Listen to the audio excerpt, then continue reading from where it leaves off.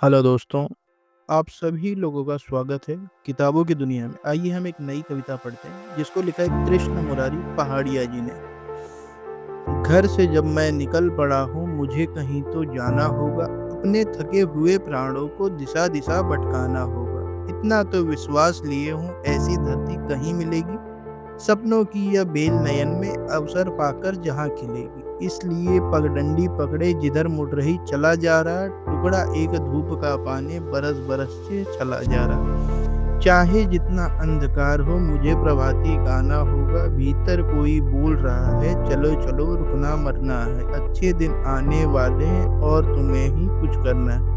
सन्नाटे में शक्ति दे रही कहीं उठी कोई स्वर लहरी, भीतर की आवाज न सुनती क्या कीजिए दुनिया है बहरी। या सन्नाटा तोड़ मुझे ही अब सगल खटकाना होगा, घर से जब मैं निकल पड़ा मुझे कहीं तो जाना होगा।